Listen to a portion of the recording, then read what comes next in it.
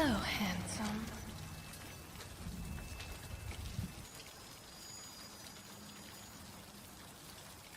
What a day, hmm? You look lonely. I can fix that. You look like a good Joe. I want it to be over and done with. I do.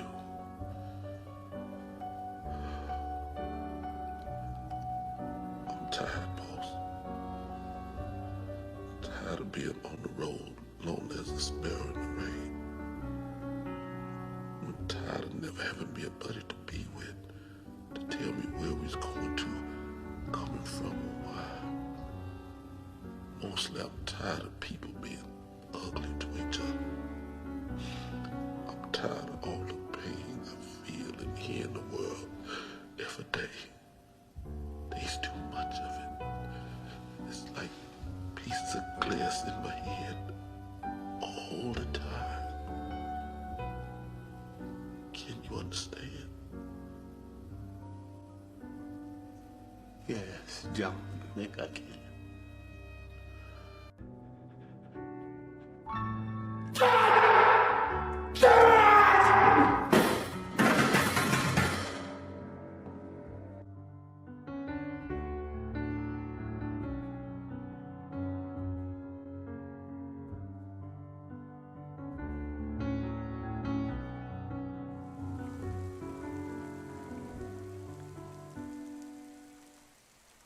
Look, I'll be honest with everyone here.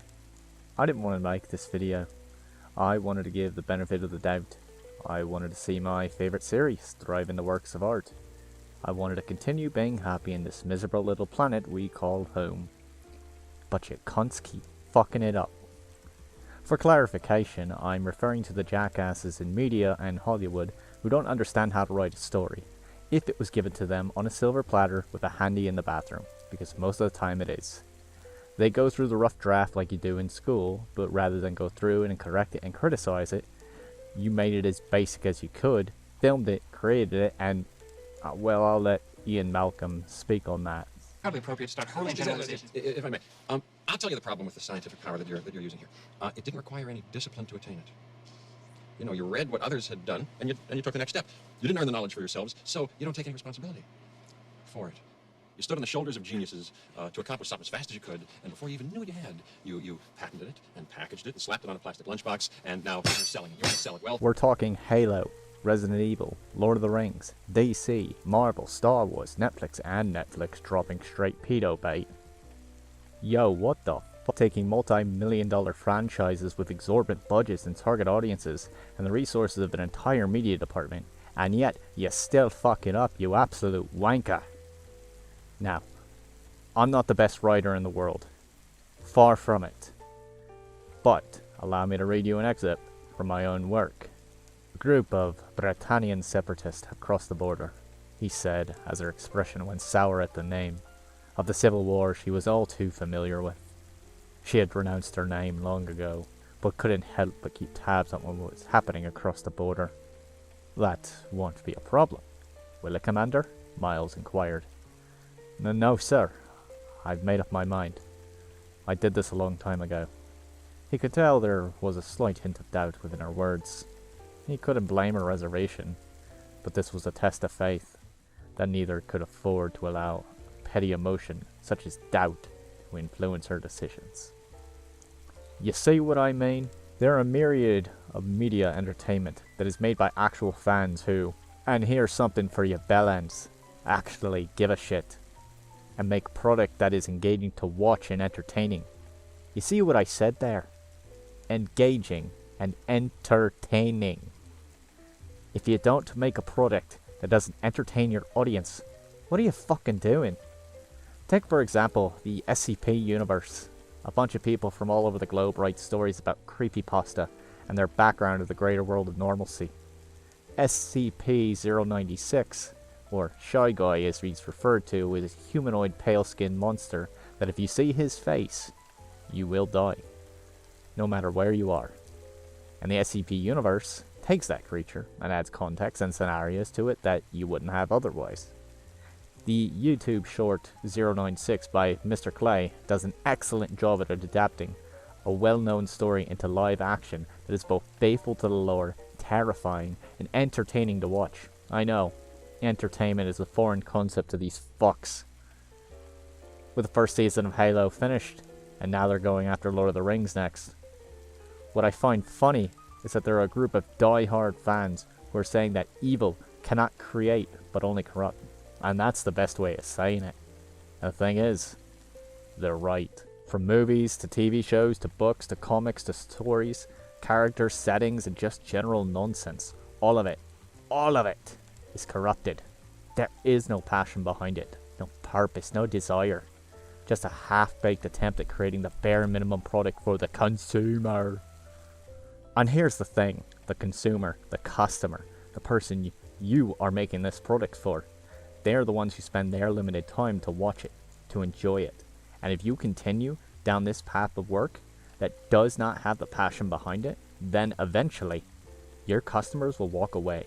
They'll leave because apathy takes over and they just don't care anymore. Amazon Prime spent $1 billion on a new TV show for Lord of the Rings. That's 9 zeros. That's more money than anyone here will make. More money than you and I will ever conceive of. And they're basing this off the Game of Thrones idea of, it's dark, it's moody, here's your strong female character, your demasculinized man, your shitty plot that makes no sense and contradicts the lore. And God forbid you dare to criticize their work, call out its flaws, be called a racist, sexist, misogynist, a tool, or whatever stupid name they can come up with, and accuse you with no evidence of it. You know what? Fuck you. And to the fans who give a shit out there, one day they'll go after something you love and ruin it. Gatekeep your hobbies. Don't let these greedy fucking gremlins get their dirty paws on what you love and enjoy. Because like anything Hollywood touches, they destroy it. They'll ruin it. They'll corrupt it beyond comprehension and then move on to the next IP. They don't care about passion, about love, about making an entertaining product, only that they get money out of it. All of those shows and movies and IPs we spent our childhood growing up with are shells of their former selves because of soulless corporations. Of a vocal minority of idiots on Twitter and Facebook who will praise it and call it the best thing ever before moving on and taking what you spent your time on and destroying it. They have no love, no desire, no passion. They'll never create anything worth watching in their life. And they'll blame everyone and accuse everyone except the person who deserves it the most, themselves.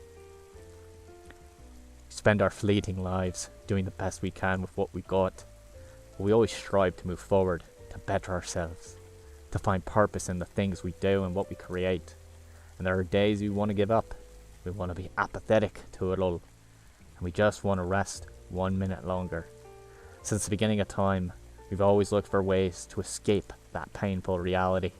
Telling stories around a campfire, building amphitheaters to conduct stories of larger-than-life characters, writing books and plays and building a story that will be told for generations to come, creating massive libraries to hold these countless stories that we'll only read a fraction of in our lives. The retelling of them passed through generation and generation, coming to a point where we can see them on the silver screen, on the phones in our pockets, and on foreign boards and streaming sites. The escape from reality has always been there. It's existed since the dawn of time. Yet, these stories had a genuine desire to tell a story worth telling, of characters who are larger than life, and characters who we strive to become. And these stories have become corrupted with mediocrity, terrible writing, and characters who in an attempt to relate come off as pathetic, worthless, and sad. And then they defend these half-assed works of art as creative genius and block, ban, dox, and ruin when you criticize them. Taking those who had come before and throwing them aside for the next generation, giving no accountability for their actions, for their greed and veracity. They must be held accountable for what they've done. They must be held to a higher standard in their work. If they want our precious money and our time in the products they create, then they must be held accountable for it. I refuse to stand for terrible live-action anime, or the next generation of heroes who twist the message of their previous owners, of the adaptations of works that burn away the original work for something far worse than that was envisioned. So, as a viewer, what can we do? Our wallets are their vice. Refuse to watch it, refuse to pay for it, refuse to give in and watch them destroy something else. And work on something you love, that you know you can make. We won't be perfect, we know this, but we never stop trying. We never stop working at it. We make something that we can confidently say, we made this, and we won't let them destroy it. Thank you so very much for watching.